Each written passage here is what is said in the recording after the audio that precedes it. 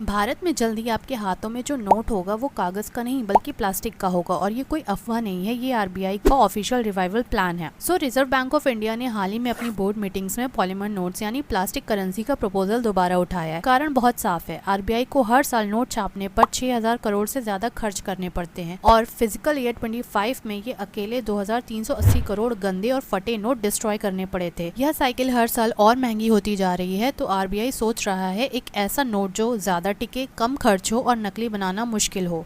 Basically ये polymer notes होते क्या है? ये एक पतली फ्लेक्सिबल प्लास्टिक शीट पर छपा एक नोट होता है जो पानी में नहीं भीगता, आसानी से फटता भी नहीं है और सबसे जरूरी इसमें ऐसे सिक्योरिटी फीचर्स होते हैं जो पेपर नोट्स में पॉसिबल ही नहीं है, जैसे transparent window, hologram, UV reactive ink. तो नकली बनाना लगभग नामुमकिन सा ही हो जाता है। अब क्वेश्चन ये है कि क्या दुनिया में पहले किसी ने ये ट्राई किया है? जी बिल्कुल किया है और बहुत सक्सेसफुल भी रहा है। 1988 में ऑस्ट्रेलिया दुनिया का पहला देश बना जिसने प्लास्टिक नोट इंट्रोड्यूस किए। रीजन ये था कि उस वक्त ऑस्ट्रेलिया में नकली नोटों की भरमार थी। साइंटिस्ट ने एक ऐसी पॉलीमर शीट डेवलप की जिस पर फॉर्जरी करना बहुत ही मुश्किल था। नतीजा, ऑस्ट्रेलिया की काउंटरफीटिंग प्रॉब्लम लगभग खत्म ही हो गई और धीरे धीरे बाकी कई देशों ने इस आइडिया को ऑप्ट किया। 1990 में रोमानिया, 2011 में कनाडा, 2016 में यूके और आज 45 से ज्यादा देश पॉलीमर नोट्स यूज कर रहे हैं।